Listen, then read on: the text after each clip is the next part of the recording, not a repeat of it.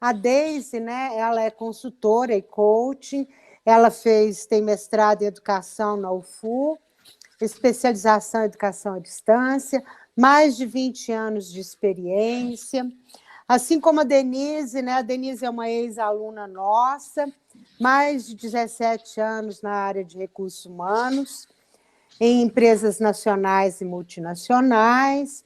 E a Raquel, minha contemporânea do doutorado, e também, né, vizinha de, como falei com a Deise, a nossa vizinha de cidade, lá do Carmo do Paranaíba e tudo mais. A Raquel é professora na área de gestão de pessoas da UFV e também tem pesquisadora, coordenadora sobre projetos sobre mulheres, liderança, inovação, gestão de pessoas, startups. Eu acho que nós vamos ter uma conversa bem interessante hoje, que vai ser muito enriquecedor para os nossos alunos. E aí, nesse sentido, eu queria agradecer vocês três, por estarem aqui, aos alunos que aproveitem bastante esse momento. E aí, então, eu queria, nesse tema que nós colocamos para vocês, né, vamos reflexão mesmo sobre quais são as tendências, o que acontece nesse momento com o trabalho, com gestão de pessoas, com recursos humanos, a minha área de pesquisa também dentro de comportamento organizacional, como que nós estamos vivenciando isso, vivendo esse momento, quais são as tendências, o que muda, o que não muda, o que a gente espera, o que tem por aí, né? E aí, nesse sentido, eu queria passar a bola para vocês.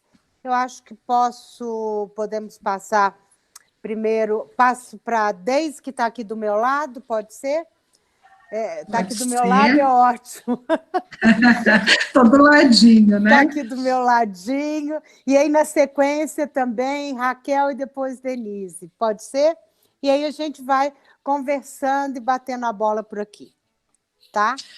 Pessoal, boa noite, né? Agradeço aí a Bernadette pelo convite. Nós somos da mesma cidade. Sou muito amiga da irmã da Bernadette, vivia na casa da Bernadette, né? Tenho muito carinho pela família. Um prazer estar aqui com vocês, né? Eu acredito que é muito desafiador, né? Tanto para professores quanto alunos. Eu estava comentando com a Bernadette, eu dei um MBA de 8 horas ao sábado à distância, né? Então, a gente tem que se reinventar, né? A gente acaba tendo que revisitar vários dos nossos comportamentos. E acho que é muito importante, né, quando a gente pensa a gestão de pessoas, o quanto que esse processo foi impactado por tudo que a gente tem vivido na pandemia, né? O quanto que repensar modelo de liderança, né? Como que é trabalhar a gestão de pessoas, como é que a gente passa de um modelo comando-controle para um modelo mais de confiança, de empoderamento. Acredito também, em Minas Gerais, que um desafio como é que a gente pensa novas competências, né? Como é que a gente trabalha a própria dimensão de soft skill, a capacidade de gerenciar as emoções, de como é que a gente cuida da carreira. Então, eu vejo que é um momento bastante desafiador para a área de gestão de pessoas, né, para o desenvolvimento profissional, e a ideia é que a gente possa, né, caso vocês também tenham algumas perguntas, está trazendo aqui também alguns elementos que são importantes. Então, eu trabalho hoje com consultoria, né, atuei em grandes organizações, mas hoje eu estou voltada para a parte de coaching, atendimento, mentoria com RH. Então, estamos aqui juntas, né, vou deixar as meninas se apresentarem, falarem um pouquinho dos desafios e a gente vai para esse bate-papo. Ok, Deise, boa noite, prazer conhecê-la. Obrigada, Bernadette, pelo convite, prazer conhecer também a Denise, todos vocês que estão aqui, gente, posso dizer que literalmente estou me sentindo muito em casa, né, em todos os sentidos, estou em casa, como a maioria de vocês acredito que devem estar, né, estou confinada aqui nesse meu cantinho há 7 meses, acho que até meio que perdi as contas, mas o último dia que eu fui ao UFV em Rio Paranaíba, campus aqui perto de Carmo do Paranaíba, onde eu moro, foi no dia 17 de março. A última vez para dar aula, né? Depois disso eu tive algumas vezes para buscar alguma coisa, mas infelizmente é uma cena muito triste chegar e deparar com estacionamentos vazios e principalmente com sala de aulas vazias, né? Eu sou da área de gestão de pessoas atualmente, sou professora nessa área. Minha formação foi toda em administração, eu fui contemporânea da Bernadette lá no doutorado na UFMG, e desde então eu acredito que, usando um termo aí da moda, né, eu pivotei bastante a minha, vamos dizer assim, a minha trajetória dentro da área da gestão de pessoas. E eu fiquei pensando em preparar uma síntese para a nossa discussão aqui de hoje, né? E eu tenho certeza que Deise e Denise, com essa experiência, com essa bagagem, vão trazer elementos muito interessantes para a nossa reflexão. Mas o que me veio para essa nossa fala sobre reflexões sobre tendências da gestão de pessoas poderia ser sintetizado em torno desses três, vamos dizer assim, três espaços pelos quais eu venho navegando na gestão de pessoas e papéis que eu venho exercendo, não só como professora, e a maneira como essa área vai se ressignificando, como ela vai sendo transformada por grandes forças, e nesse ano não por uma onda, não por uma moda, né? Mas como disse a professora Eliane Berlato outro dia, em outra live que nós participamos, por um tsunami que foi essa pandemia em 2020, né? Então, é sobre isso que eu quero falar hoje, esses três elementos que eu separei aqui. Eu estou em dúvida, Bernadette, se eu já falo aqui o tempo que nós combinamos, ou se a gente se apresenta primeiro e depois a gente retoma com a fala. O que é a sua sugestão? Eu acho que nós podem se apresentar, terminar a apresentação e depois retorno, pode ser? Beleza, então tá bom. Então tá, jóia. Mas então eu vou deixar aí o suspense no ar, esses três elementos que eu vou abordar na apresentação sobre reflexões que eu venho fazendo na gestão de pessoas. Prazer enorme estar aqui, gente. Espero contribuir com essa nossa reflexão coletiva ao longo dessa noite. Obrigada. Boa noite, gente. Primeiramente, uma honra para mim estar aqui nesse grupo, né? Eu já fui uma aluna, né? Então, eu sei da importância desses momentos, né? E acho que quanto mais contato com a realidade vocês têm, né? Acho que mais sentido faz a gente pensar no caminho que a gente vai seguir profissionalmente aí dentro do curso. A Bernadette é muito querida por mim, ela era a minha mentora, né, de todo o processo aí. Eu sempre fui uma apaixonada pelo tema gestão de pessoas, desde o início.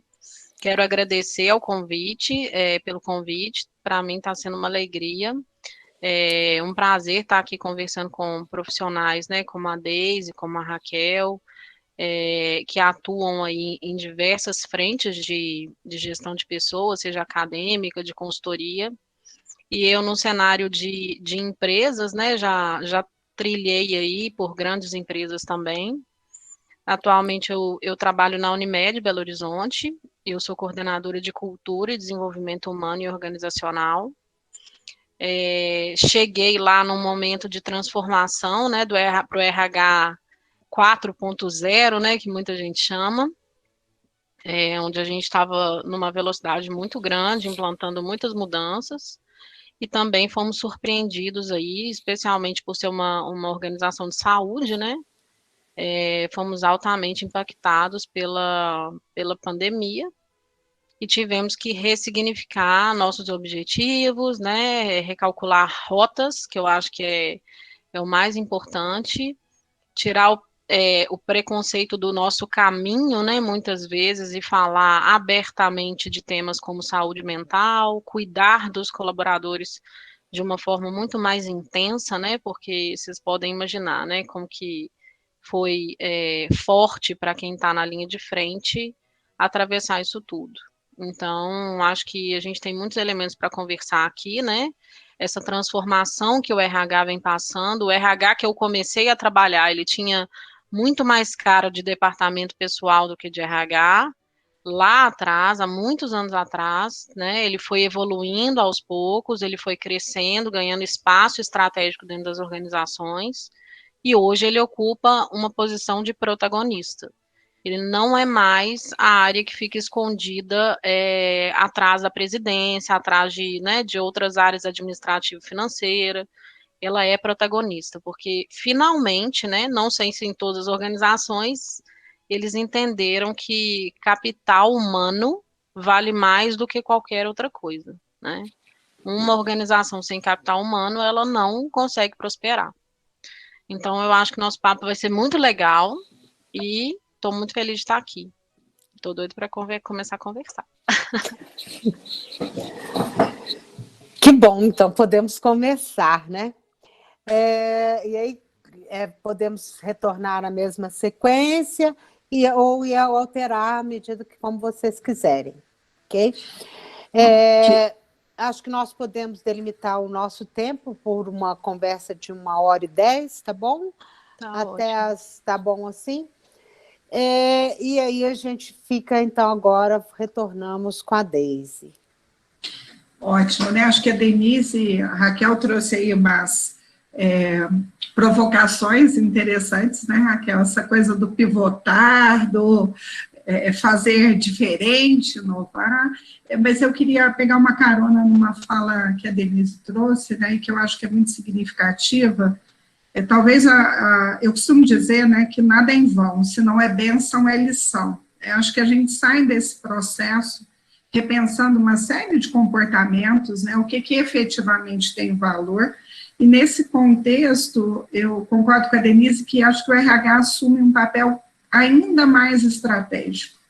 Como é que eu equilibro as dimensões de resultado, mas como é que eu cuido das pessoas, como é que eu trabalho fortemente cultura, né, a Denise falou aí de cultura, e é muito importante, né, não existe a cultura que é boa ou ruim, existe a cultura que ajuda a entregar a minha estratégia de negócio, existe a cultura que acaba dizimando, destruindo a minha estratégia, né, eu gosto muito quando o Peter Drucker coloca, né, que a cultura come a estratégia no café da manhã, né, e se a gente pegar todo o resto no almoço e no jantar, né, então a área de RH, ela acaba assumindo muito fortemente essa dimensão de olhar a cultura, de trabalhar desenvolvimento de liderança, para que eu tenha uma liderança walking the talk, né, uma liderança coerente com os valores da organização. Então, acho que o grande desafio de trazer essa cultura, de suportar a liderança, né, para realmente assumir o papel de protagonista,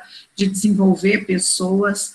Nesse sentido também, acredito que um grande desafio, e são palavras que a gente tem ouvido muito, né, upskilling, reskilling, né, nós vamos precisar de novas competências, a gente vai ter que atualizar, né, fazer um download de novas competências, porque elas serão necessárias, cada vez mais a obsolescência do conhecimento. Então, vocês que estão aí, né, no 6º período de administração, quando vocês entrarem no mercado de trabalho, de repente olharem, poxa, o que eu estudei talvez já não tenha tanto sentido, né, as coisas pegam um movimento, né, as coisas estão evoluindo muito rápido. Nesse contexto, então, o RH ser o orquestrador do desenvolvimento dessas competências, né, acho que é muito, muito importante. Como é que a gente trabalha a clareza dos papéis, como é que a gente trabalha protagonismo, como é que, enquanto RH, a gente promove as melhores experiências aí para o colaborador, como é que a gente capacita a liderança. Eu costumo dizer que o papel da liderança dentro de uma organização é um papel fundamental, principalmente para a evolução cultural, para a prática de valores, para entender o cliente. Eu gosto até de uma analogia, né, não dá para lavar uma escada de baixo para cima, né, você acaba, quando você vai lavar uma escada, de cima para baixo, né, a coerência e o papel da liderança. Então, eu vejo todos esses pontos, né, como os grandes drivers aí para gerar um movimento da área de RH, para gerar esse movimento da área de gestão de pessoas, né. Alinhado a isso, tem todo um desafio, né, que a gente chama aí de um RH, ou de uma área de gestão de pessoas voltadas para dados, como é que a gente trabalha esse RH 4.0 aí, que a Denise trouxe como referência, como é que a gente usa dos dados para tomada de decisão. Então, eu vejo esses elementos como elementos muito importantes. E talvez para conseguir gerar entrega, como é que a gente busca uma força de trabalho, né, os talentos humanos muito alinhados com a cultura da organização, então essa dimensão do fit cultural. Acho que um outro desafio muito grande também é como é que a gente prepara a experiência do nosso colaborador, né? A gente fala muito em experiência do funcionário, como é que a gente gera essa experiência positiva, né, no contato com a marca, no desenvolvimento, no processo de treinamento, né, todo o ciclo de gestão de pessoas, eu vejo aí como pontos que a gente precisa, nesse cenário, repensar. Então, na minha visão, o RH assume, como a Denise colocou aí, um papel muito estratégico, né? Talvez hoje a gente esteja aí na frente com C-level aí para resolver problemas, e teve uma atuação muito forte aí na pandemia, né? Primeiro, cuidado com as pessoas, né? Como é que organiza e muda todo um trabalho da noite para o dia, como é que eu mando todo mundo para home office, como é que a gente cuida das pessoas, como é que você obedece, segue uma lei, como é que você abre um espaço para o sentimento das pessoas, né, para falar de inteligência emocional, para falar de vulnerabilidade. Então, eu vejo esses como grandes contribuições nesse momento.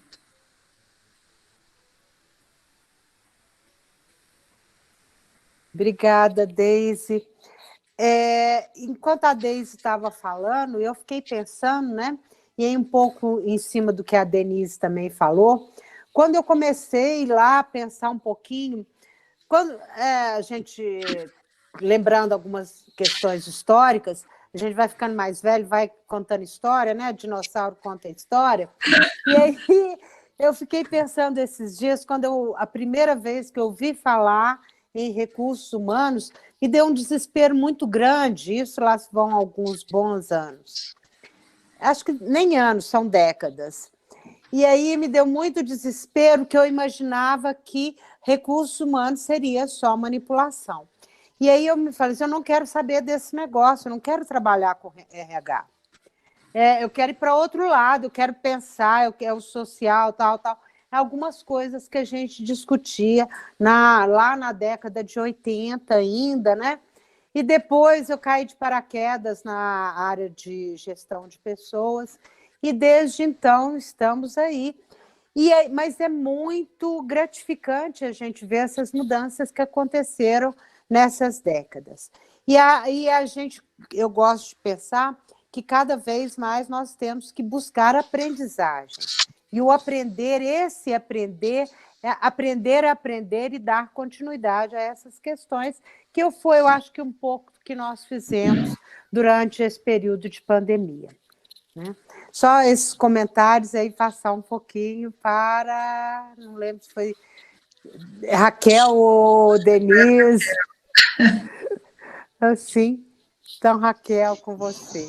Ok, vamos lá, então. Deise, muito bacana, né, os pontos que você trouxe. De certa forma, eu acredito que eles estarão contemplados aqui na minha fala com outro olhar, né, como eu disse, da maneira como eu imaginei essas provocações. E eu quero começar a falar do ponto de vista acadêmico, né, do ponto de vista do papel da professora. Originalmente eu não fui da área de gestão de pessoas, inclusive no doutorado não foi minha linha de pesquisa, foi estudos organizacionais, mas depois surgiu uma vaga aqui na UFV e eu pedi para mudar de área e estou já há mais de 10 anos na área de gestão de pessoas. E assim como o Bernadette falou, isso tem uma década só, né? Não tem décadas, mas já tem uma década, viu, Bernadette? Estava conversando com meu marido antes, né? Pensando quantos anos tem que eu vejo Bernadette. Bom, só que eu terminei o doutorado já tem 8, então tem bastante tempo, né?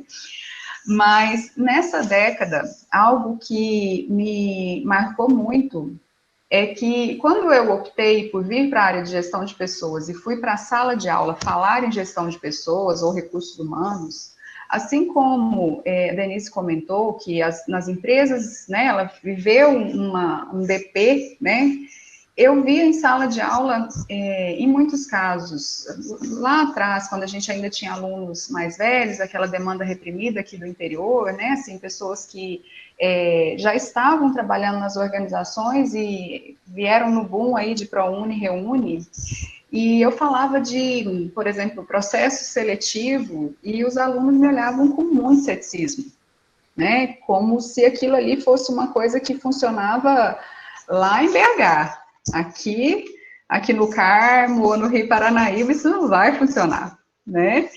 E eu ficava eu ficava muito incomodada com essa visão de que gestão de pessoas ou recursos humanos não é para pequena empresa, ou não é para empresas do agro, ou não é para um comércio, não é para nós.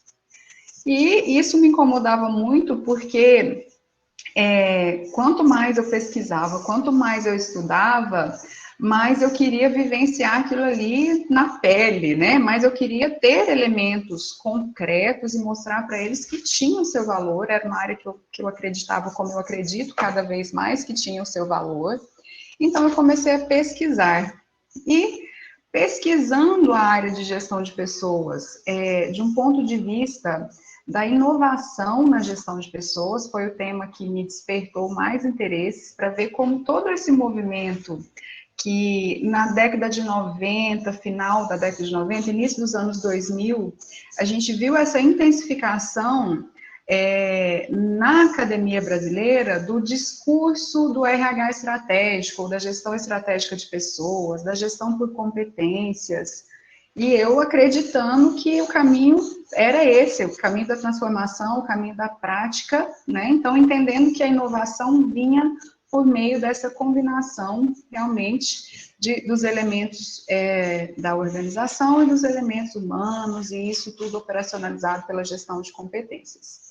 E foi quando eu comecei a me enveredar pela prática, né? Então, eu saí simplesmente da visão acadêmica, professora, pesquisadora, mas comecei também a desenvolver projetos em organizações familiares, médias, do agronegócio, do comércio, aqui na região, e comecei a implantar, estruturar, vamos dizer assim, não simplesmente o departamento de recursos humanos, ou as práticas de recursos humanos, mas hoje, com mais maturidade, eu entendo que eu estava criando uma cultura, no sentido de, né, entre aspas, mas assim, mostrando a importância e como interligar esses elementos, essas práticas, com o que funciona dentro de um contexto organizacional. Ou como inovar na gestão de pessoas em empresas de qualquer porte, de qualquer setor. E a partir dessa atuação, eu realmente, eu vim da carreira acadêmica, mas eu já tinha tido uma experiência anterior em empresas, desde a graduação, né? Depois que eu fui para o mestrado, doutorado, que eu fiquei na área acadêmica, mas quando vamos dizer assim, eu coloquei o pé no mercado e fiquei nessa ponte, eu me identifiquei muito com essa postura de ser pré-acadêmica, né? Ou seja, eu entendia e pesquisava e via como é que funcionava essa tal gestão estratégica de pessoas e procurava adaptar essas práticas para o contexto dessas organizações, muitas delas pequenas, familiares ou médias, e muitas no agronegócio. E foi então que eu percebi que existia um descompasso, mas não um descompasso em ritmo, até porque eu acredito que quando a gente olha para o ritmo das organizações, elas são sedentas, elas são ávidas, muitas delas, né, pela inovação, inclusive a inovação na gestão de pessoas. Né? Aqui, o entorno da região da UFV, no Alto Paranaíba, onde eu estou, né, aqui na região de Campos Altos, Carmo do Paranaíba, tem um agronegócio muito desenvolvido tecnicamente, né, no que se refere a práticas e processos de produção, comercialização, arranjo produtivo, é uma região muito forte, muito pujante. Mas no que se refere à gestão, ainda uma região nos modelos mais tradicionais. Então, a gente via nitidamente que existia um potencial defasado aí, né? Um potencial não aproveitado de inovar com pessoas na gestão de pessoas. E isso me veio a partir, né, dessa minha vivência nos projetos que eu fazia nas empresas e também nos projetos que eu fazia nos movimentos de mulheres no agronegócio, nos movimentos das mulheres no café, nas participações em eventos, porque isso abriu uma porta, né, não para mim, mas para muita gente, né, eu fui junto com essa leva de mulheres participar desses eventos do agronegócio. E eu comecei a perceber que estava havendo um movimento de profissionalização. E essa profissionalização passava, inevitavelmente, por profissionalizar o antigo DPzão, né? O DP do contrata, paga e demite, para algo mais sofisticado, mas que eles não sabiam bem o que era. No fundo, o que eles queriam era uma empresa, né, com uma cultura mais meritocrática, um sistema que incentivasse a produtividade e as pessoas felizes. Simples assim, bem facinho, né? Então, olhando para esse olhar, né, da prática das empresas, o que eu percebi foi que faltava maturidade na gestão de pessoas. Faltava muito entender de fato o que é, para que serve e como faz. E agora, né, depois que a gente conseguiu equacionar isso, o que é, o que serve e como faz, em muitas organizações, eu gosto de contar essa história de um ponto de vista, assim, no storytelling mesmo, né, contar a historinha, porque foi exatamente assim que aconteceu. Eu percebi que sim, que essa tal gestão estratégica de pessoas gerava resultado, que as empresas estavam conseguindo se organizar melhor para atrair, reter e desenvolver talentos, e que isso gerava melhores resultados e aumentava o engajamento e trazer pessoas mais felizes, ou seja, olha, isso daí funciona, hein? Mas quando eu chegava na sala de aula, eu ainda olhava para os meus alunos, e aí um belo dia, eles estão lá, né, apresentando um seminário e falando lá de recrutamento e seleção com base no material que eu passei para eles. Eu olhei assim, os meninos apresentando o trabalho. Sabe quando você se perde, assim, você viaja? Eu falei, gente, não é isso. Eles estão falando uma coisa aqui que não é o mercado que eles vão encontrar lá fora. Está muito defasado. O que eles estão lendo na literatura acadêmica que eu passei para eles não é a realidade que eles vão encontrar lá fora. Então, tem um gap aqui que a gente precisa equacionar. E aí, eu comecei eu acho que aí foi o momento que também, talvez, a minha própria maturidade, né, para entender que a prática e a academia, elas realmente andam juntas, a teoria e a prática, elas andam juntas, mas, como eu disse, talvez em tempos diferentes, mas é que o processo de transferência dessa inovação, ele começa em ondas, ele tem a moda, ele tem um tempo de ver o que vai funcionar e o que não vai. Existe um tempo também de se fazer essa adaptação cultural, existe um tempo de sedimentar na cultura. Por isso que muitas consultorias falham, né? Porque trazem algo muito sofisticado, muito além do que a empresa tem capacidade de absorver em termos da sua maturidade, e frustra muito, assim, olha, como foi o processo? Foi lindo, foi maravilhoso, mas a gente não conseguiu fazer nada. Então, eu percebia que isso causava uma angústia. E da parte dos meus alunos, a angústia de eu vou aprender isso tudo aqui quando eu chegar na isso que eu vou precisar. Então, foi nesse momento que eu tive o insight de começar a ir pelo caminho da inovação, mas não a inovação na pesquisa, mas de entender de fato o que estava acontecendo ao redor, não só ao redor de nós, né, enquanto localização geográfica, mas no mundo, em termos de inovação na gestão de pessoas.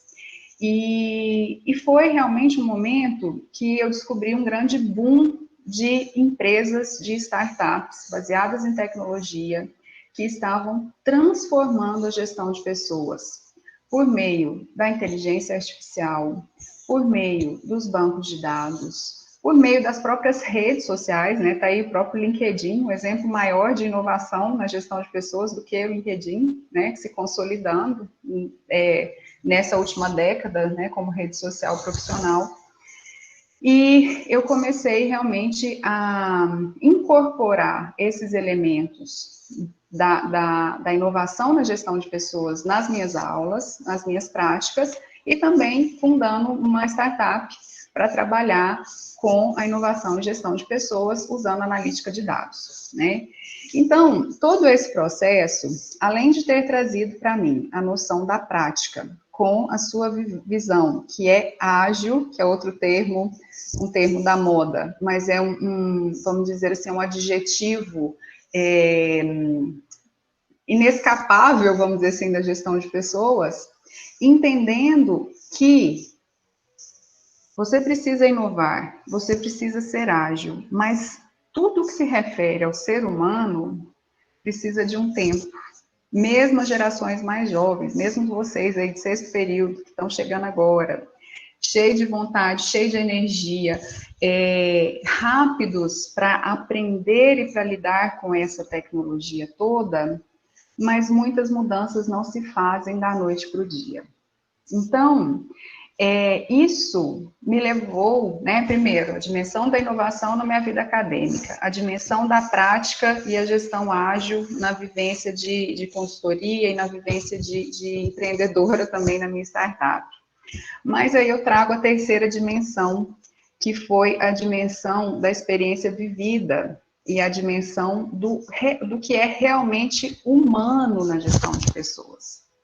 E, sem sombra de dúvidas, os grandes estudos contemporâneos que vieram pós-pandemia sobre a gestão de pessoas têm destacado que, daqui para frente, nunca mais a gestão de pessoas será a mesma.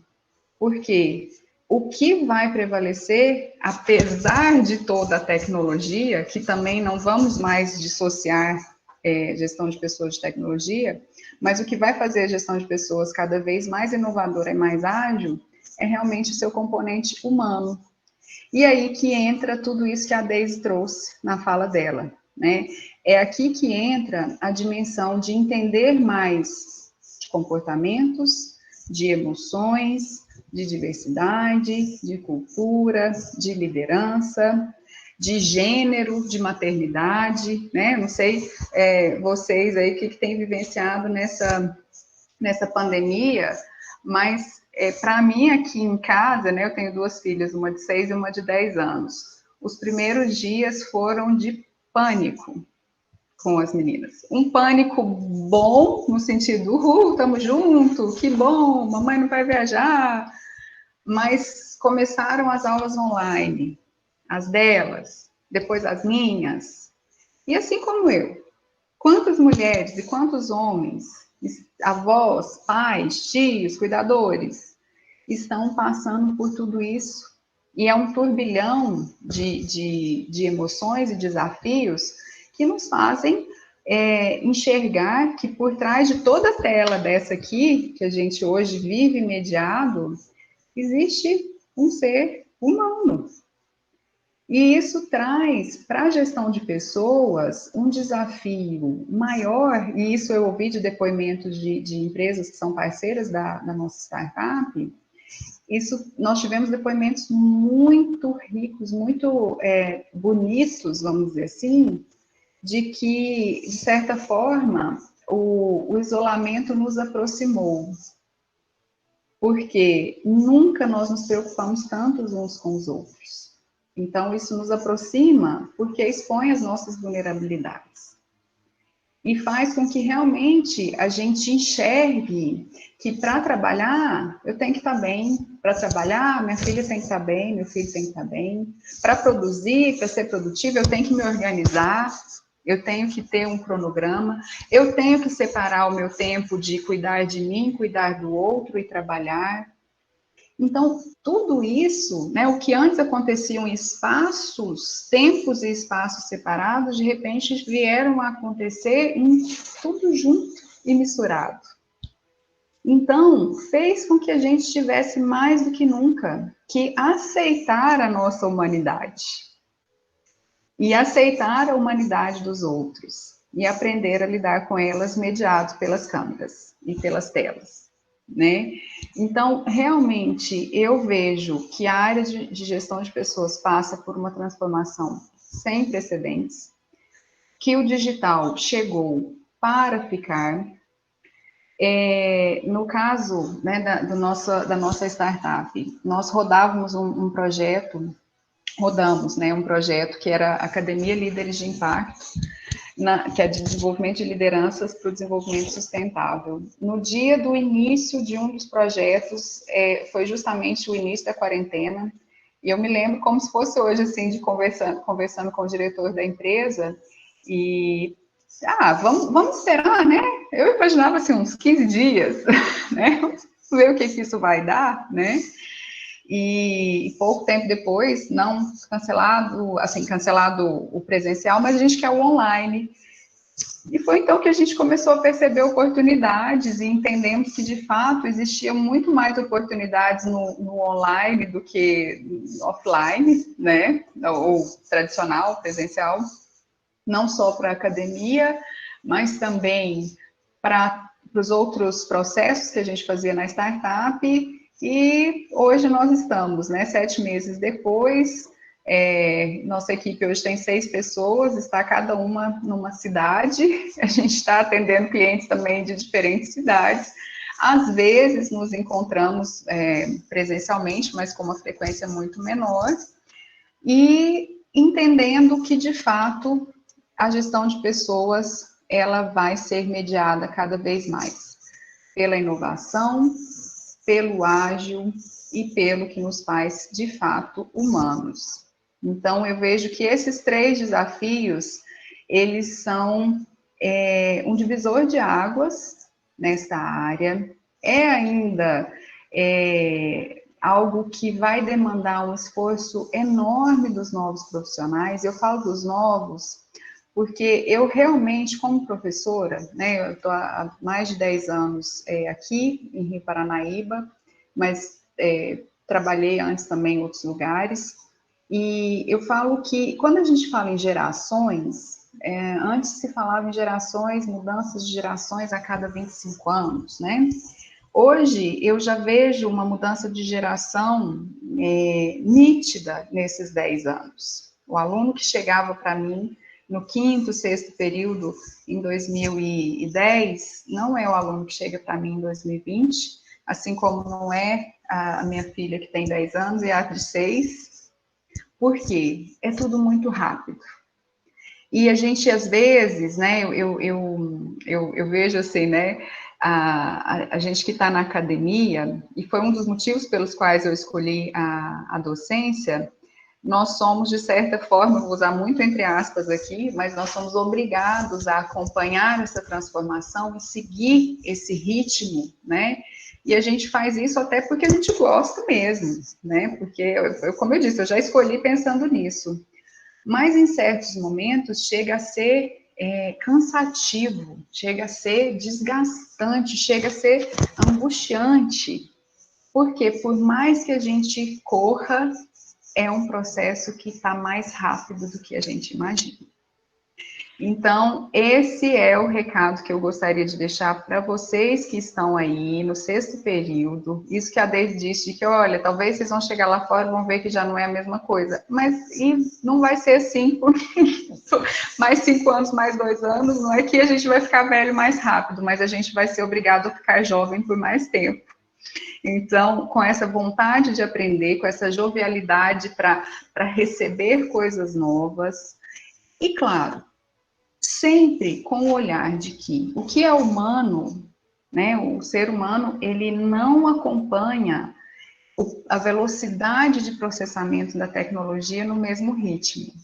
Então, a gente precisa ter cuidado com toda essa cobrança que nós fazemos, né? Eu falo isso já, não porque eu acho que eu tô velha, não, mas assim, eu acho que a gente também se cobra e vai se cobrar cada vez mais manter essa jovialidade, mas a gente não pode esquecer que nossa capacidade de processar e de adaptar a tantas coisas, ela é limitada, e a gente não pode esquecer mais ainda de que nós somos humanos, e o que nos faz humanos são nossas emoções, nossos relacionamentos, e que isso é muito mais relevante para o nosso bem-estar.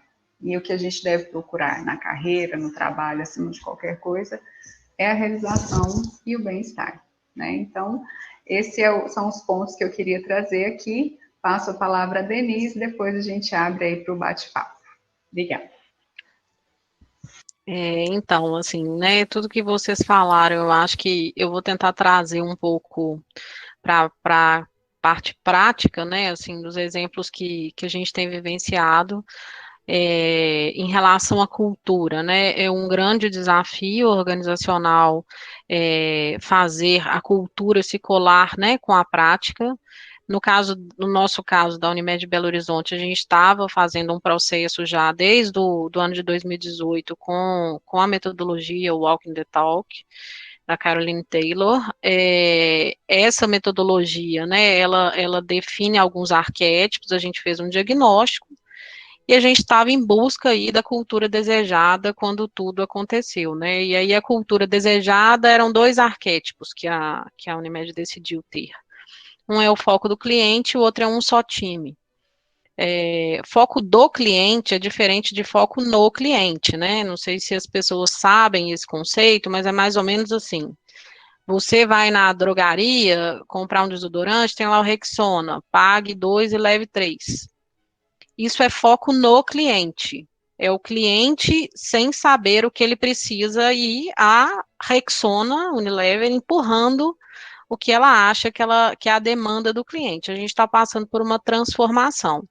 As organizações estão, as startups trouxeram isso, né? Primeiramente aí, o Uber e outras startups trouxeram esse pensamento diferente, como, por exemplo, a Netflix, né? A televisão por streaming nada mais é que foco do cliente. Quando você liga a televisão na TV aberta, você é obrigado a assistir aquela programação, com as propagandas, com tudo que tem ali.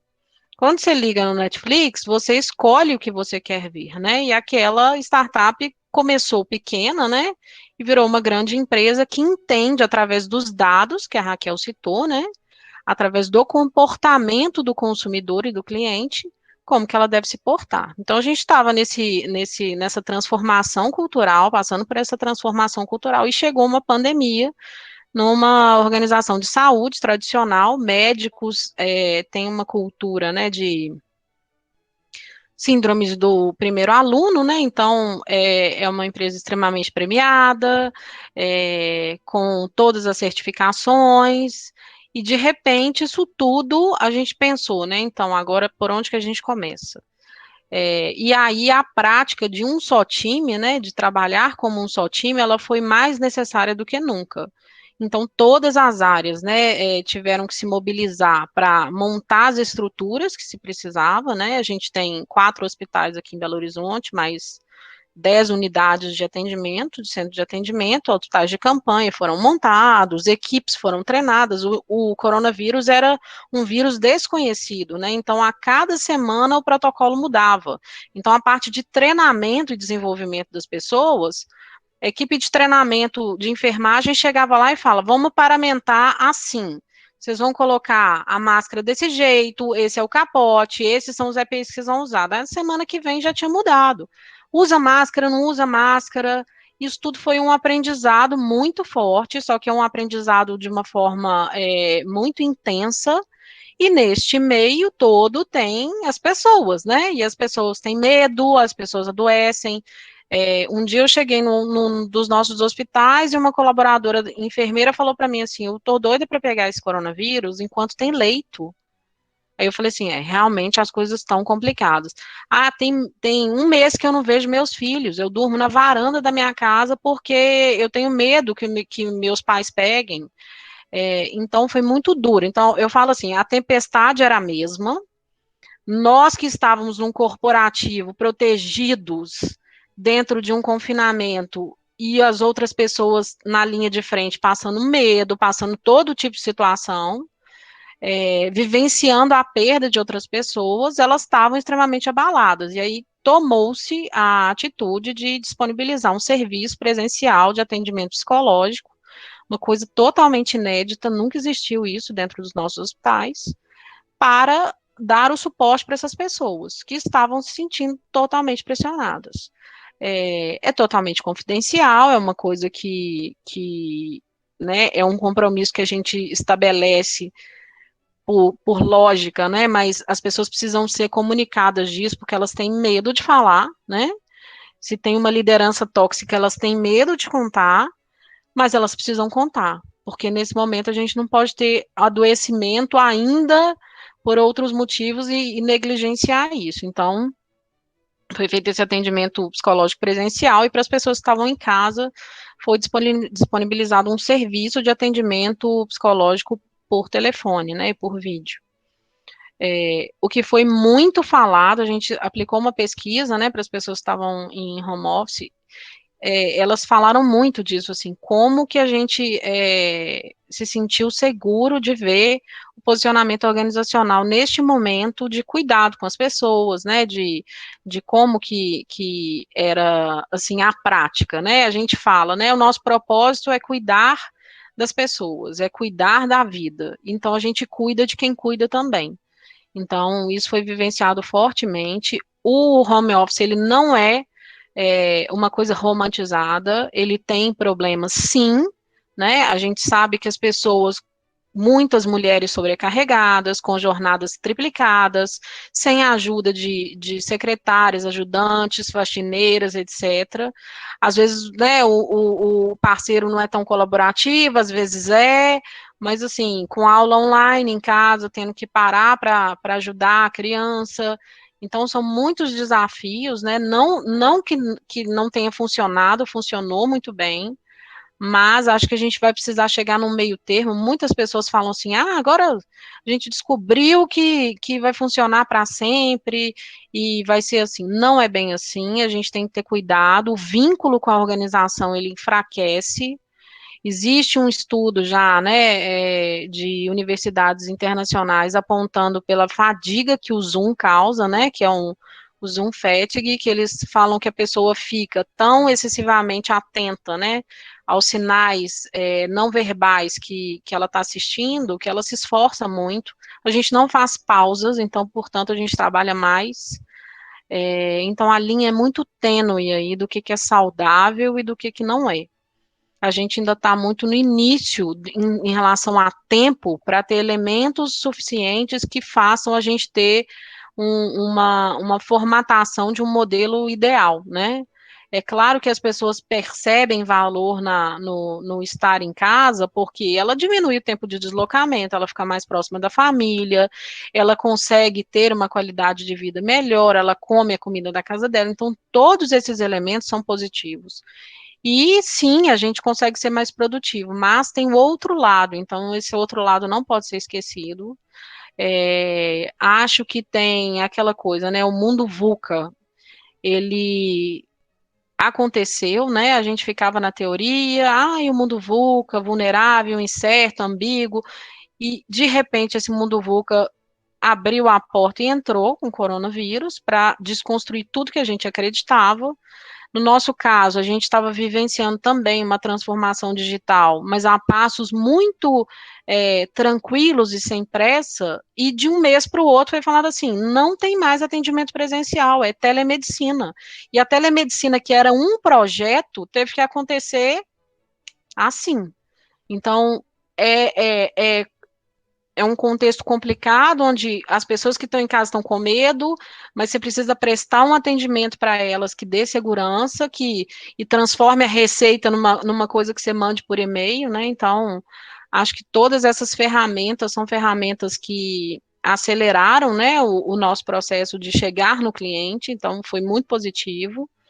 E hoje eu enxergo um caminho sem volta, né? Eu acho que a gente não consegue retroceder e voltar atrás. Os números ainda são assustadores, né? As pessoas acham que não, mas eles são assustadores. As pessoas falecem, morrem, independente de idade, apesar das pessoas acharem que só as pessoas acima de 60 que vão falecer. E estar no meio disso, para mim, foi uma experiência transformadora como ser humano. Eu nunca tinha vivenciado fazer tanto sentido, nunca, a área de recursos humanos nunca fez tanto sentido para a vida das pessoas como nesse momento.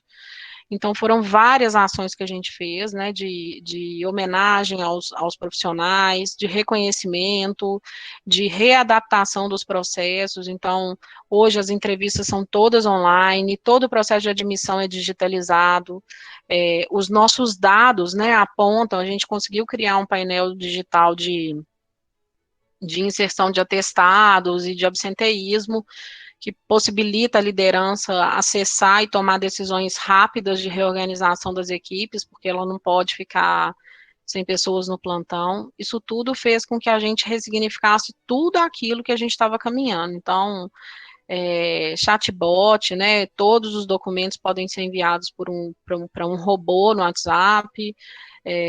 Isso tudo facilitou muito, agilizou muito os nossos processos. Agora, para onde a gente caminha agora? Eu me faço essa pergunta sempre.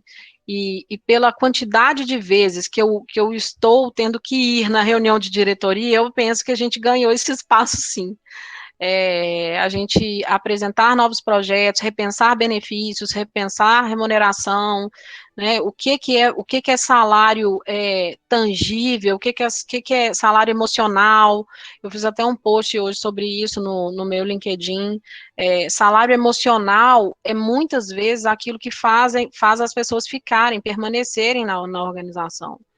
É mais do que o dinheiro. O dinheiro é importante, o dinheiro faz diferença, mas o que faz a pessoa permanecer é o quanto ela se sente valorizada, é o quanto ela tem oportunidade de desenvolvimento, são as flexibilidades que ela tem naquele trabalho, e isso tudo faz toda a diferença na hora da pessoa ficar ou decidir ir embora, né?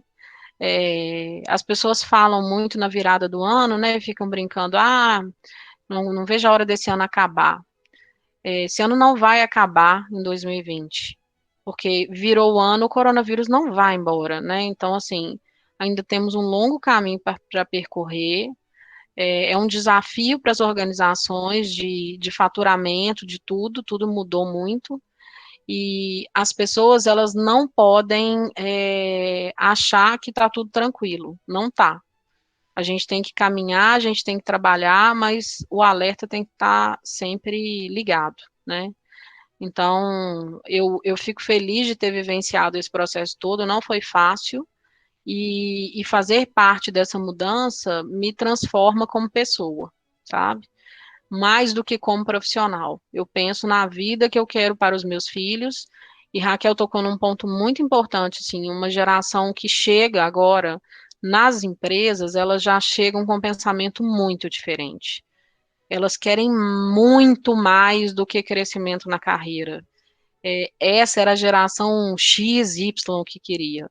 Eles querem que os valores deles estejam alinhados, né, ao valor daquela empresa. Se não estiver, se não fizer sentido, eles não ficam. Eles simplesmente não ficam. É uma geração muito desapegada nesse sentido, mais consciente do meio ambiente, mais consciente das suas responsabilidades sociais, e eu espero que seja assim, porque eles vão ser os líderes do futuro. Vocês vão ser os líderes do futuro, né? E isso acontece rápido. Vocês acham que não, mas 10, 20 anos passam muito rápido. Então, acho que buscar o conhecimento acadêmico e teórico é fundamental, é muito importante vocês lerem bastante, procurarem, né, enriquecer o saber de vocês, ligar-se nas tendências aí que estão toda hora nas revistas, nas redes sociais. Hoje em dia a informação a gente acessa rápido, mas prestar atenção nisso, sim, vocês vão ser os gestores do futuro. Isso eu não tenho dúvida. Seja em que área que vocês forem atuar, eu vou atuar no financeiro, vou trilhar uma carreira, vou entrar na empresa, daqui a pouco você está sentado numa cadeira de gerente, liderando pessoas. E gestão de pessoas não é coisa do RH, gestão de pessoas é coisa de liderança, né? Então, às vezes as pessoas falavam assim na faculdade, né, Bernadette? Ah, eu não quero trabalhar com RH, não. Aí vai lá, trilha uma carreira no financeiro e senta em que cadeira? Gerente. Você vai fazer o quê? Gestão de número? Não, você vai fazer gestão de pessoas, né? Então é isso. Acho que eu falei muito, né? Ah, ótimo, Denise. Queria fazer alguns comentários, né? Eu acho gratificante todas essas questões e da Denise falar, né? Ah, não. E acontece muito ainda hoje, os nossos alunos chegarem, né? Não quero saber desse tal de gestão de pessoas, eu não gosto. Quero saber de finanças, o professor de finanças é ótimo, né, Denise? Denise conhece bem, Maravilhoso, todo mundo Fabrício. adora, Fabrício, etc, etc. Mas, em cima de todas essas questões que vocês falaram, né? Eu acho que eu quero. E aí eu lembrei que o Cortella fala que há muita reclamação de alguns professores em relação aos alunos, que os alunos não querem nada. Mas aí é aquela questão, e aí ele fala assim: não, não é que o aluno não quer nada, é outra geração. Então, nós temos que ver o que os alunos querem hoje. Então, se pensarmos, quando a Denise era aluna aqui, ou antes, tal, nós tínhamos um determinado perfil, esse perfil vai mudando, e essa geração vai mudando. E o que é gratificante para nós na academia, que eu acho muito bom, é que a gente está sempre se reinventando, né? E essa reinvenção de estar sempre próximo do mais jovem, que você vai ter que se reinventar mais. E aí eu não sei se vocês sabem, né? Mas eu estou me reinventando já há bastante tempo, e aí essa questão da fadiga que foi colocada, eu estou sentindo muito agora, porque eu tenho ficado em torno de 12 a 13 horas em frente ao computador alguns dias da semana. Eu estudo, eu faço direito, né? Eu estou no 3º ano de direito. E numa escola particular que a gente fica de 7 às 11, que é outra realidade, outro tempo da nossa universidade. E aí eu tenho aula à tarde e aula à noite. E essa fadiga é muito difícil a gente vivenciar todas essas questões. E aí importa da questão de gestão de pessoas, que eu queria até falar uma questão do ser humano e etc., que é uma coisa que eu sempre gostei e eu gosto muito, é a questão que nós, gestão de pessoas, nós temos e vamos continuar tendo, eu acho, muito entusiasmo. E aí, quando a gente fala, a gente tem outro tempo, outra visão, e aí estamos continuamente reaprendendo e todas essas questões, né? Eu acho isso importante, e é esse tempo que acho que nós vamos dar continuidade sempre e constantemente buscando, reinventando, reaprendendo, adaptando o mais rápido possível, com mais ágil e etc. Podemos, então, agora fazer mais uma rodada aqui para a gente já partir para o... Se a gente continuar a nossa conversa, a prosa vai embora. Tem que deixar o pessoal participar também, né? Vai render. Então, eu acho que nós temos que já é o nosso limite um pouquinho aí, e então passar a palavra para a Deise primeiro, sequencialmente, linearmente, às vezes. Com você, Deise. Bom, acho que foi muito bom, né? Acho que são 2 pensamentos, né? Raquel traz essa questão do desafio, do mindset, né? Eu acredito fortemente que a gente tem que ter mindset ágil, né? Porque quando fala em ágil também, as pessoas acham que trazendo um framework ágil para a organização, né? Trabalhando com Kanban, você está no squad, você está praticando o ágil, né? E o ágil está muito mais no mindset de pensar diferente, de começar pequeno, errar rápido, aprender, né? Então, acho que a gente precisa trazer isso para a organização. Denise traz uma coisa que eu acredito fortemente, que é a da humanização das relações. A gente precisa trazer para o ambiente corporativo a possibilidade de demonstrar vulnerabilidades, né? E ser vulnerável está relacionado a ser humilde no sentido de não saber tudo, de buscar colaboração. Então, acho que esse aspecto é muito interessante. Eu participei de um treinamento, de uma live com a Sofia Esteves, né, e ela trouxe uma reflexão que eu gostei muito. Ela falou, olha, a gente precisa enterrar o mito, né, do líder como super-homem e Mulher Maravilha, né, que sabe tudo, domina tudo.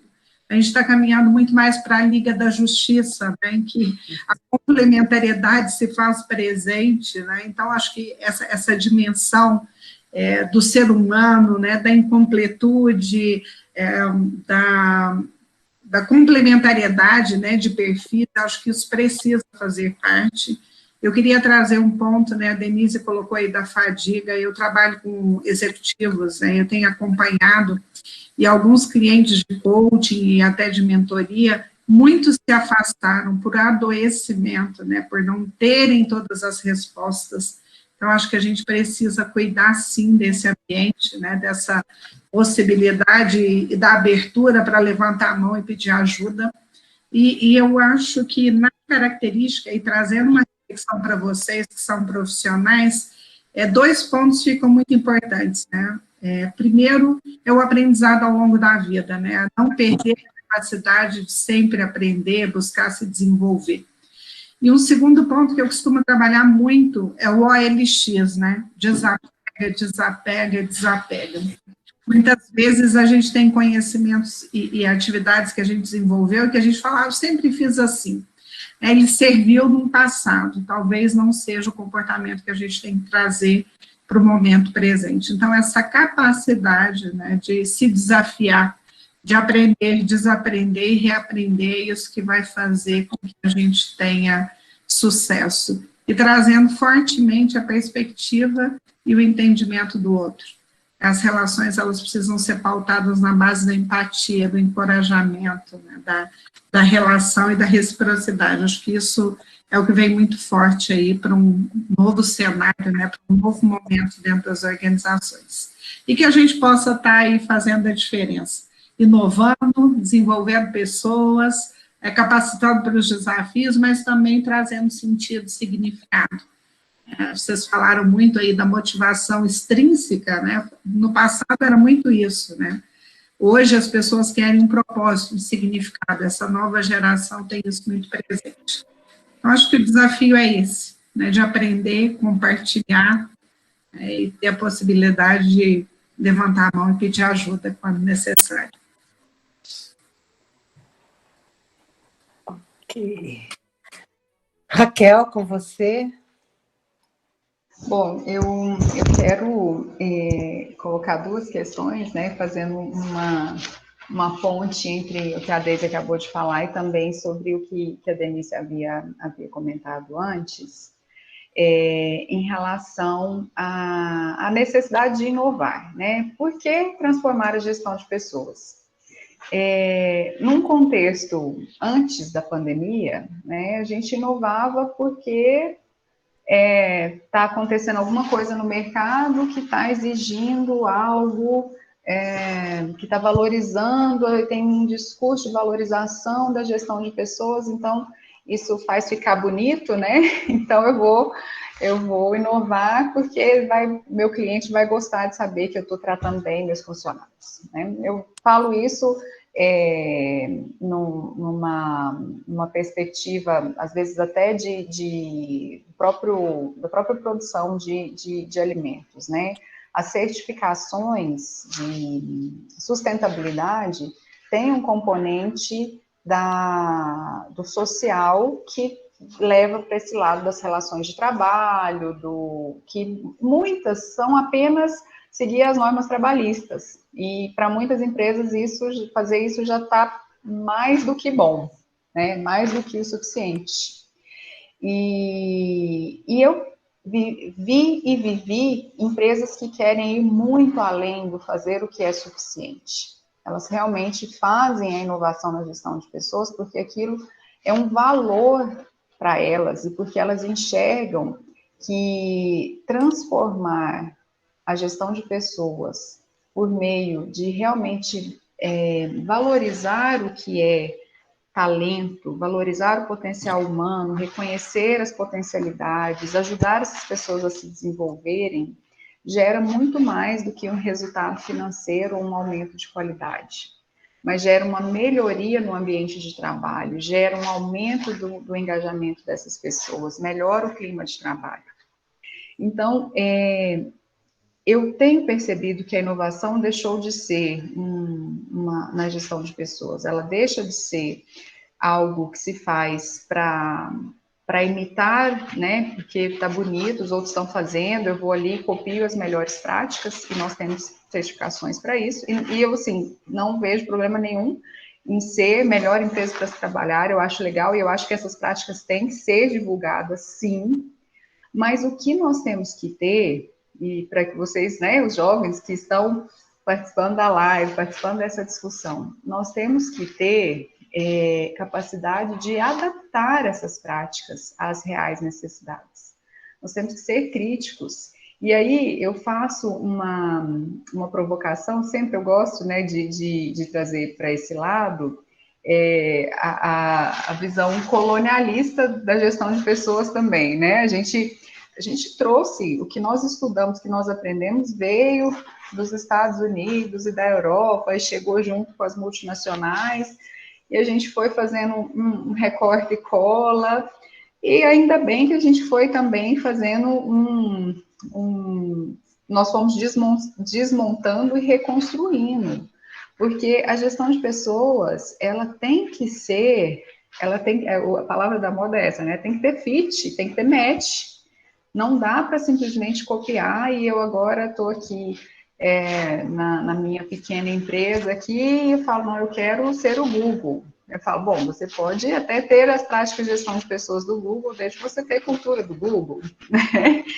Então, esse olhar interessado, esse olhar curioso, esse olhar antenado, ele tem que ter, junto com o crítico, junto com o do que é possível, junto do que é capaz de se adaptar, né? Então, acho que isso é extremamente importante para que a gente consiga fazer com que essa valorização que a Denise trouxe, que, olha, um indicativo de que a área realmente está crescendo e aparecendo é que eu participo das reuniões com a diretoria como nunca, né? Então, isso vai continuar. Acredito que sim, é uma área que vai atrair excelentes profissionais, mas a gente vai ter que aprender a lidar com muito mais variáveis, com muito mais processos, com muito mais tecnologia, e vai exigir um profissional realmente com uma boa combinação de soft skills, de habilidades comportamentais, né, de competências mais comportamentais, mais do lado humano, mas vai exigir também muitas hard skills, muita coisa da área de entender de processo e saber como é que isso funciona em termos de indicadores, de resultados, de mostrar o valor que está gerando, e vai exigir também entender de dados, entender de tecnologia e falar a língua de quem decide na empresa, mais do que nunca, né? Então, eu vejo que para ser um profissional desse nível nas organizações, existe espaço, existe uma área extremamente promissora pela frente para a atuação de excelentes profissionais, né? Mas exige aí múltiplas competências e, às vezes, assim, tidas como contraditórias. Não são, né? Não são contraditórias. Você pode ser altamente analítico e altamente bom de relacionamento interpessoal, mas exige um nível de consciência e autoconhecimento muito grande. E um olhar direcionado para o desenvolvimento pontual dessas competências, né? E aí, isso eu falo com conhecimento de causa, a universidade não faz. É você quem tem que fazer, né? Então, os projetos que você tiver a oportunidade de participar, seja empresa júnior, seja Enactus, eu não sei se vocês têm Enactus aí, mas, enfim, os diretórios, os núcleos de pesquisas, os estágios, não percam essas oportunidades, porque é aí que vocês irão formar as competências que estão além da sala de aula e que vão fazer a diferença no mercado de trabalho. Passando a bola aí para a Denise, e depois a gente puder abrir para perguntas, da minha parte estou à disposição. Acho que vocês fecharam aí, né, com chave de ouro, essa fala, né, de preparação para o futuro, de visibilidade, né, de como vocês vislumbram aí um futuro profissional. Eu acho que o profissional, independente da área que ele esteja atuando, seja ela de pessoas ou não, que não entender de dados num curto espaço de tempo, ele está fadado à obsolescência do que caminham as organizações. E eu falo disso com muita tranquilidade, porque eu vejo uma dificuldade das pessoas, assim, às vezes de ler um gráfico, né, de interpretar algum dado, e isso faz uma diferença muito grande, porque a tomada de decisão, ela vai ser baseada em dados, né? Ela hoje não é totalmente baseada em dados. As decisões financeiras são baseadas em dados, né? E quando você fala em pessoas, elas também vão ser baseadas em dados. E aí, assim, a gente fala em analytics, são dados preditivos, são dados que traçam cenários do futuro. Então, minimamente entender o que é um Excel, minimamente entender o que é um Power BI, o que é um BI, como que isso trabalha, né? E a gente sempre tem que pensar que esses dados, eles trabalham para a gente, não a gente trabalha para eles. Eu vejo uma mistura também, né, de soft e hard skills, assim, que muitas vezes ela se perde aí, porque as pessoas acham que tem determinadas coisas que não são tão importantes, mas elas são, né? O inglês, né, vocês lembram disso? O inglês, ai, nossa, o inglês é fundamental, muita gente fazia o cursinho, ficava anos no cursinho. Hoje o inglês não é fundamental, ele é essencial, né? Você não consegue avançar e conseguir, sei lá, é, ter um conteúdo robusto sem acessar um conteúdo em inglês, é difícil, né? É lógico que você não, talvez não tenha fluência e tudo, mas essa curiosidade vem também nessa geração que está chegando aí. E hoje eu vi uma coisa aqui em casa, eu tenho uma filha de 8 anos, ela montou um vídeo e fez uma edição no vídeo, sem eu nunca ter ensinado isso para ela. Eu nunca ensinei isso para ela, eu nunca mostrei para ela como é que fazia. Ela colocou música, ela cortou o vídeo e ela editou o vídeo. Eu perguntei, minha filha, como que você fez isso? Não, eu assisti um tutorial. Então, assim, o aprendizado, ele é orgânico, eles aprendem numa velocidade. Então, assim, lembrando que eu falei que vocês são gestores do futuro, vocês vão se deparar com essa geração que vai entrar nas organizações, né? E é uma geração completamente digital. Eles não conseguem nem conversar se não for pelos meios digitais, né? Então, acho que essa atenção aí, né, às competências que precisam ser desenvolvidas no mundo digital, elas são muito importantes. O olhar humano, né, das organizações é cada vez mais necessário. Eu acho que a Deise falou uma coisa muito importante. A vulnerabilidade, ela precisa ser normalizada. As pessoas têm que parar de ter medo de demonstrar fraqueza. Eu não sei dizer, assim, eu não sei afirmar, mas eu acho que isso é muito cultura do brasileiro. A gente esconde, né? Eu vejo as pessoas com medo de falar as coisas. Eu encorajo muito a minha equipe a ser transparente, a falar a verdade, a colocar para fora o que está sentindo. Se tiver que chorar, a gente chora junto. Mas a gente está falando que a gente é humano, né? E o adoecimento mental e emocional são as doenças do século. Elas são incapacitantes. A primeira doença incapacitante do século XXI é a depressão. E todas as outras doenças adicionais que vêm junto com ela. Então, além da gente ter que cuidar da saúde integrada, né, que é do corpo, da mente, do espírito, a gente também precisa aceitar que as pessoas não estão bem e que isso acontece, isso não é incompetência, fraqueza. Tem uma autora que eu gosto muito, que ela trabalha muito com esse conceito de vulnerabilidade, que é a Brené Brown. Ela é maravilhosa, assiste o TED dela, não perde, vale muito a pena assistir. Ela traz isso com uma clareza muito grande, assim. Ela tem vários livros e eu recomendo. Ela fala do tema de uma forma bem, bem sensível. E é isso, gente, né? Assim, o RH plugado no negócio, ele já existe, né? E ele vai ser cada vez mais parceiro do C-Level, sim. E a gente tem que aprender a adaptar com isso. E se vocês forem seguir para outra área, lembrem-se que vocês vão fazer gestão de pessoas se vocês quiserem seguir uma carreira gerencial. E se não quiser seguir a carreira gerencial, se quiser seguir a carreira de especialista, muitas vezes vocês vão liderar times técnicos. Isso acontece com muita frequência. Então, vocês também vão mexer com pessoas. Não tem muito escapatória, não. Na evolução de carreira, né, até na acadêmica, né, que Raquel trouxe muito bem aí para a gente. Ela trabalha com desenvolvimento de pessoas na prática.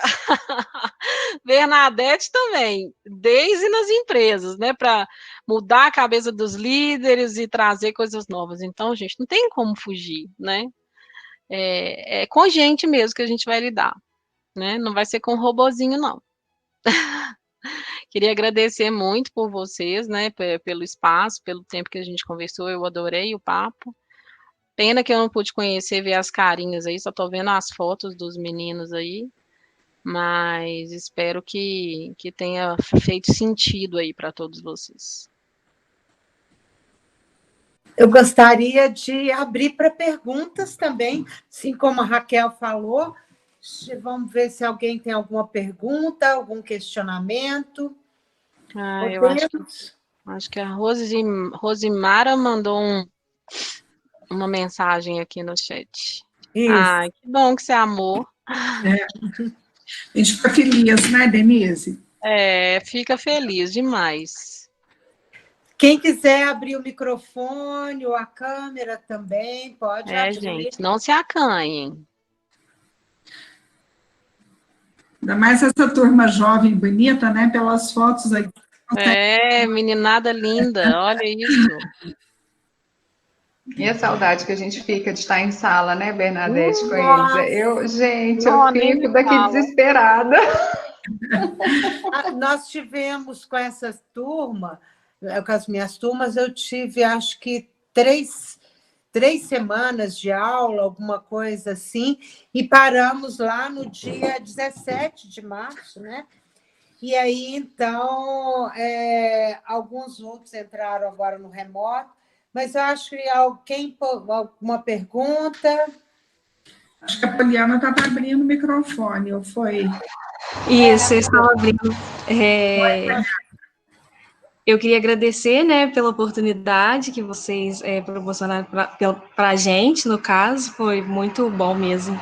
E eu acho que é super válido isso que a Bernadette está fazendo, de proporcionar esses momentos, porque a gente precisa, né, tipo, a gente está longe de todo mundo, a gente não consegue mais trabalhar networking e essas coisas que estão mais atuais, e é muito importante fazer esse tipo de encontro. E a minha dúvida, na verdade, nem era uma dúvida, era mais uma dica, assim, que você falou, Denise, né? Daisy, a Daisy.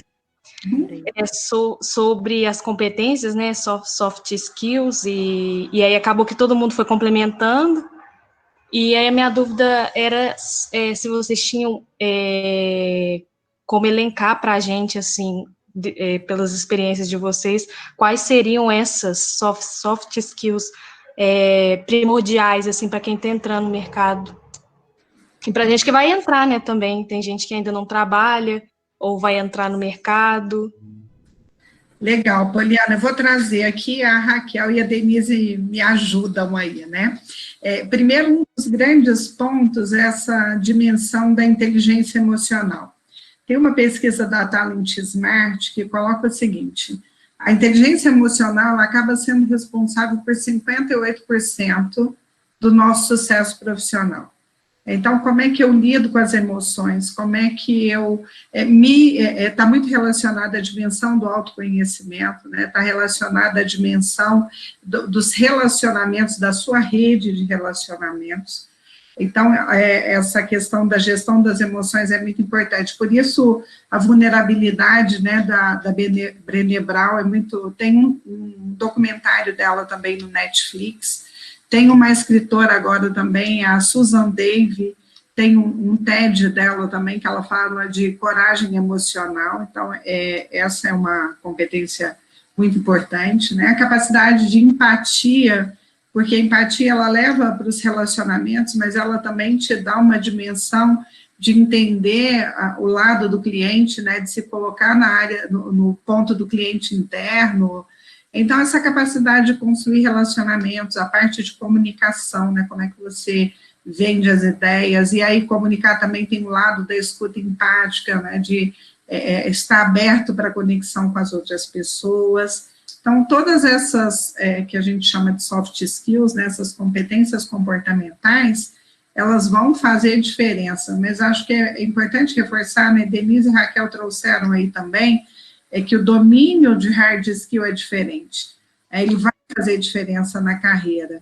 Tem uma pesquisa que fala que 15% do nosso sucesso profissional, ele está voltado para o hard skill, e 85% está voltado aí mais para habilidade, atitude, soft skill.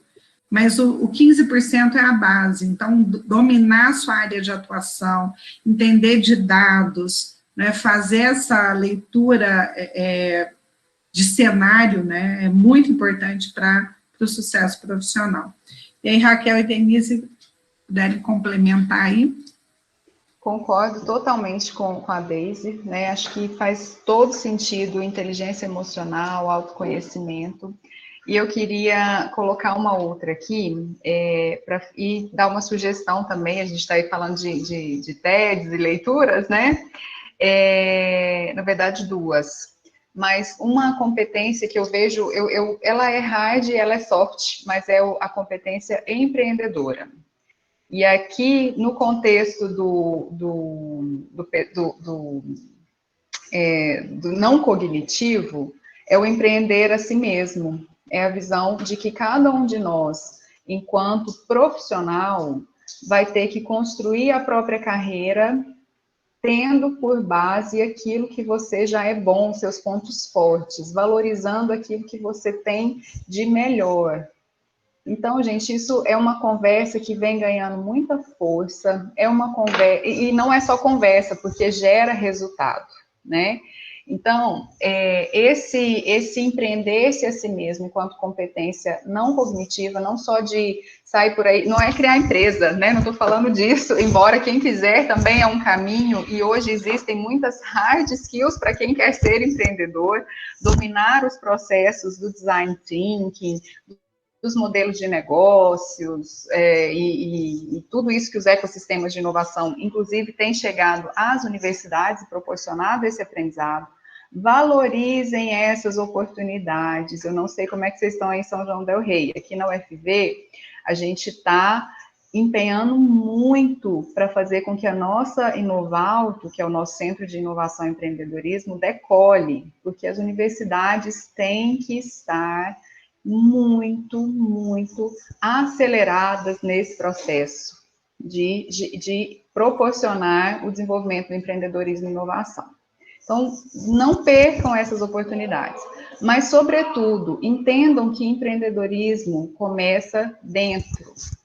E aí, é uma boa dose de saber do que você gosta, lutar muito pelo que você acredita, que é a base do Garra, que é lá da Angela Duckworth, Garra, o Poder da Paixão e Perseverança, né, um dos livros que mais me impactaram aí como educadora, porque ela vai dizer que o talento conta, mas o esforço conta em dobro. Então, não desistam, né? Nós estamos passando por um momento sombrio no mercado de trabalho. Nós estamos passando, né, para vocês que estão aí em meio de curso, tem um chãozinho pela frente, mas vai mudar muita coisa. Se vocês não forem capazes de empreender a si mesmos, de serem os protagonistas das carreiras de vocês, não vai ser nem o governo que vai fazer isso. Ah, eu vou ser funcionário público, meu sonho, vou entrar no concurso, Também gente. não tem garantia mais. Não Não tá tem, certo mais. não tem. Então, assim, não é conversa de Vale do Silício, não. Empreender Não. a si mesmo é conversa de São João del Rei, de Rio Paranaíba, Carmo do Paranaíba, não tem Não, as mais. empresas estão montando programas de intraempreendedorismo para as pessoas Exatamente. criarem, inovarem e transformarem os negócios, porque isso Exato. virou uma necessidade para a sobrevivência dos negócios, né? Exatamente. Então, esse é o componente. E, assim, não existe também aquele mito assim como a liderança, né, lá na década de 90, que o mito do líder caiu, que o líder nasce pronto ou não é. Não, o empreendedor também é levando porrada, né, o termo, assim, mas aprende a empreender Geralmente empreendendo. são pessoas que são mais resilientes, né? São pessoas que têm uma Exatamente. resiliência, por isso que elas têm sucesso, né? Sim, sim. Talvez o sucesso seja persistir, né? Deve ser É o isso. que o Garra fala, sabe? Você tem que descobrir sua paixão, que é mais difícil. É mais difícil descobrir a paixão do que persistir. Mas se você É. tiver a resiliência para persistir, né? Errou, tenta de novo. Mas não tenta igual, não, tenta diferente, que é o tal do pivotar, né? Então, é isso. E a vida da gente, ela vai dando essas voltas, e em alguns momentos o universo vai nos dando as oportunidades para que a gente possa se reinventar e começar de novo. Né? Então, essa competência, para mim, hoje, eu falo isso aqui vamos dizer assim, entre aspas aqui, né, do alto do meu funcionalismo público, né, servidora pública, mas assim, hoje eu me vejo como uma empreendedora mais do que, né, assim, mais do que tudo, né, e batalhando para empreender como empresária, mas também para fazer com que a universidade possa criar condições para muitas outras pessoas empreenderem. Então, isso é muito importante, está aí Denise dizendo que dentro das organizações isso também já vem ganhando forma, né? Então, estejam atentos aos sinais. E eles são fortes, né?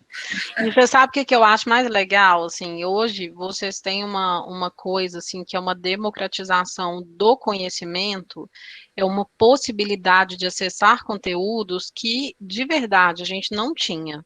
Não é drama de geração mais velha, mas a gente tinha que sentar a bundinha lá na biblioteca, pegar livro, muitas vezes que não estavam atualizados e não tinha acesso à informação como se tem hoje.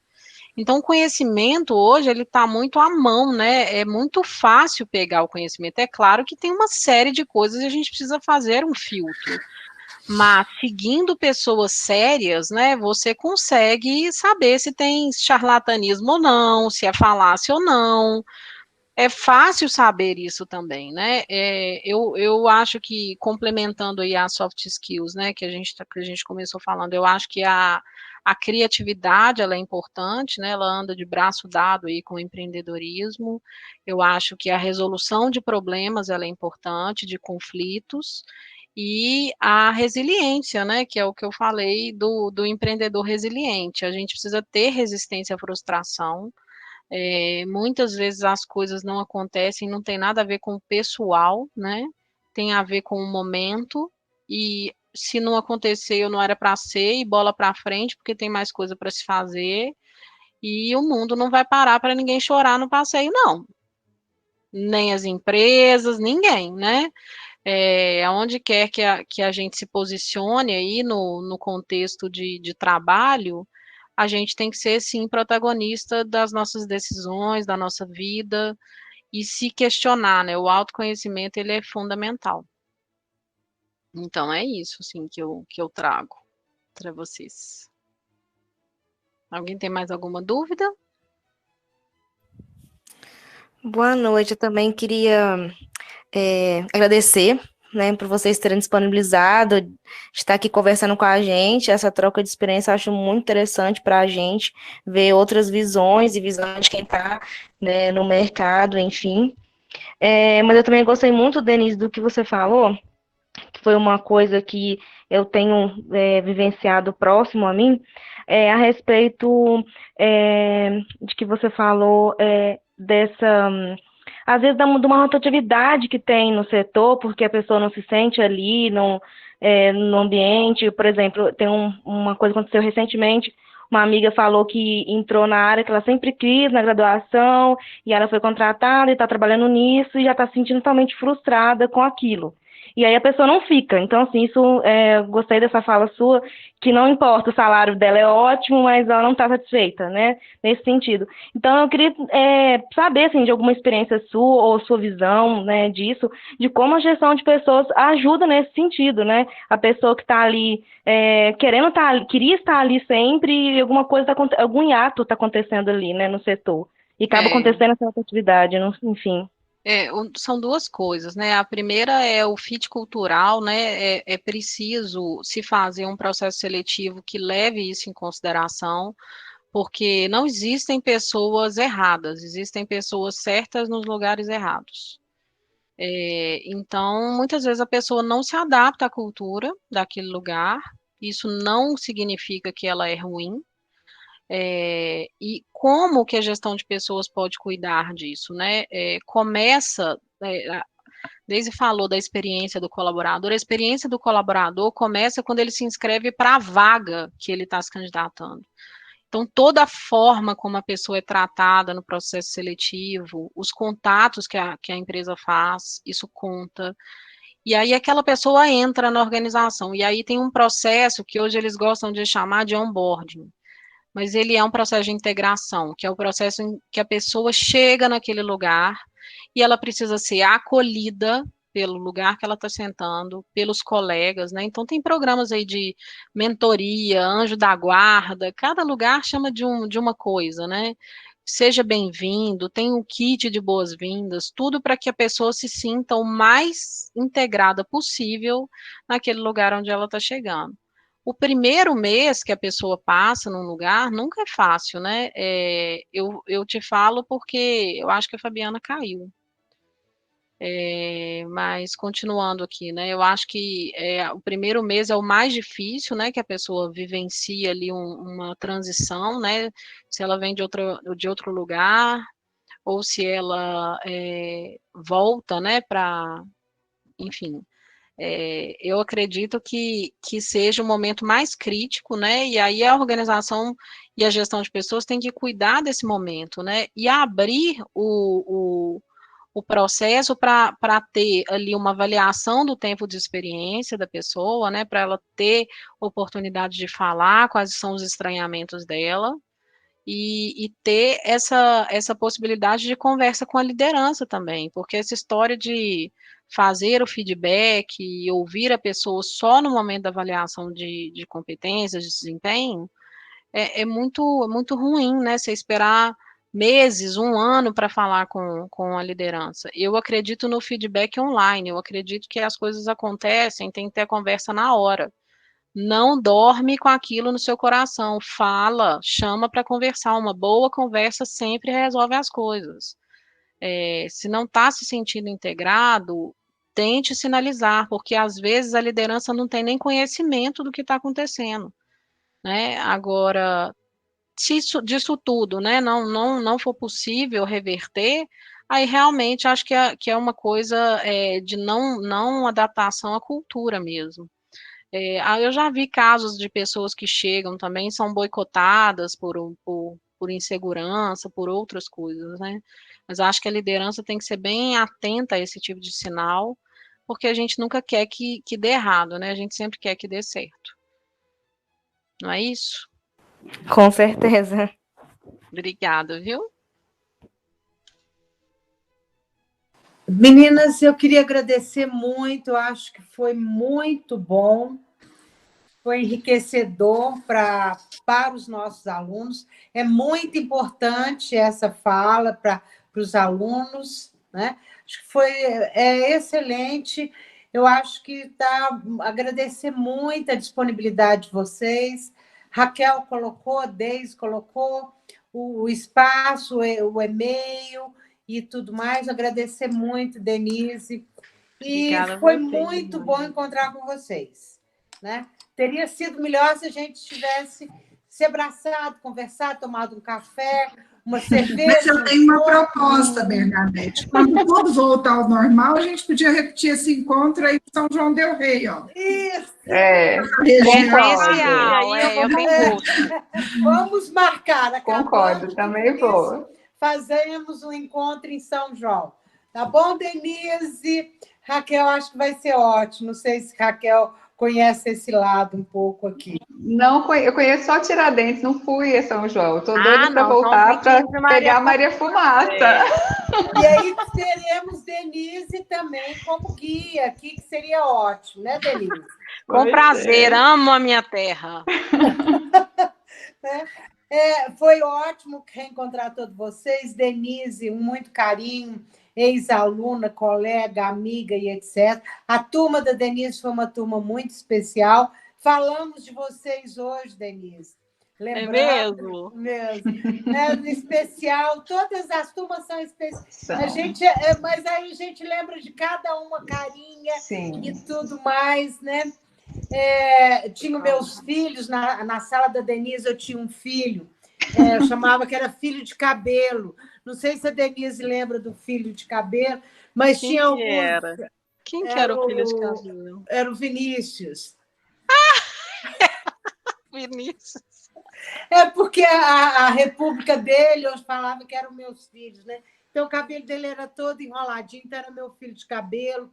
E aí, nesse sentido, a gente vai na memória algumas coisas interessantes. E a Raquel também foi um período muito interessante, foi ótimo todo esse reencontro, e além desse reencontro, com tanto conteúdo que nós vimos aqui, que eu acho que vai ser essencial para os nossos alunos. Agradecer imensamente e já marcarmos logo que acabar essa pandemia o nosso encontro. Com certeza, vai comprar. E muito obrigada a todos. Acho que os alunos, mais alguém quer algum comentário? Acho que a gente ainda pode mais um minutinho. A turma colocou aqui, né? Eu coloquei também, meu perfil no Instagram é Denise_Brasil RH. Meu LinkedIn é Denise Brasil, eu sou bem ativa lá. Então, já adicionei, viu, Denise? Que eu sou jovem, sabe? Eu já também, super conectada. Já aprovei todo mundo. Amanhã tem post, viu? Amanhã deve ter videozinho de síntese da live. Olha que maravilhosa. Eu não gravo muito vídeo, não, porque eu tenho um pouco de vergonha. Mas, como eu vou fazer uma live dia 21, eu vou ter que gravar um stories amanhã. Eu já estou pensando assim, meu Deus do céu. Vai aprender, vai pegar tentando, uma aula com a minha filha aqui. Isso aí, muito bom, gente. Prazer, viu? Obrigada, um abraço para todos vocês, tudo de bom. Tudo de bom. Tchau, pessoal. Abraço a vocês, tchau. gente. Muito obrigada. Tchau. Tchau. Tchau.